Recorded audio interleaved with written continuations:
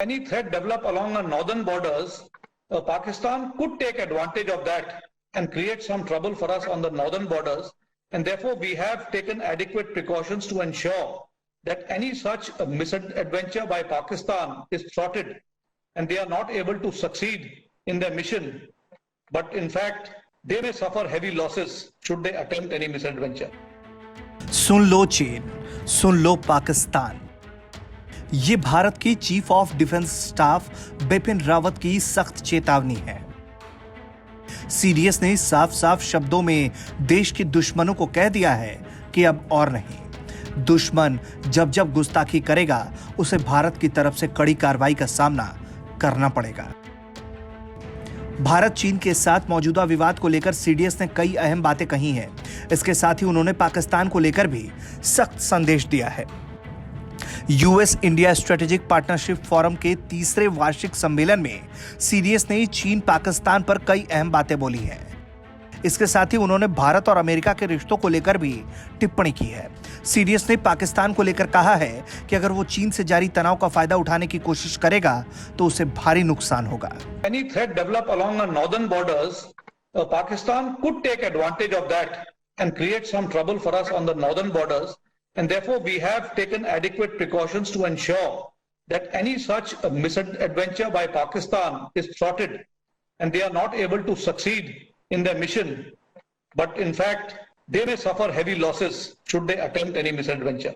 इस दौरान CDS general Rawat ने चीन को लेकर कहा, हम अपनी सीमाओं के पार शांति चाहते हैं। बीते कुछ समय से हम चीन की ओर से किए जा रहे आक्रामक कार्रवाइयां देख रहे हैं, लेकिन हम इनसे निपटने में सक्षम हैं। तीनों सेनाएं हमारी सीमाओं पर उत्पन्न होने वाले सभी खतरे से निपटने में सक्षम हैं। इस दौरान सीडीएस रावत ने अमेरिका के साथ भी भारत के पार्टनरशिप का जिक्र करते हुए कई महत्वपूर्ण बयान दिया।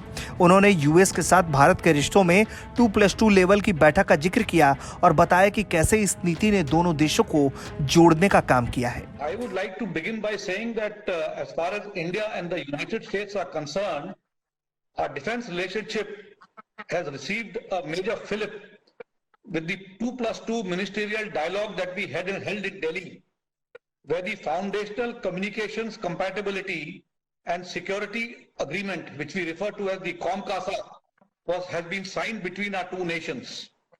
COMCASA enables the Indian military to get a better picture of maritime activity in the Indian Ocean region. In addition to this defense agreement, both countries have also agreed in a joint statement that they are discussed on advancing a free, open and inclusive Indo-Pacific.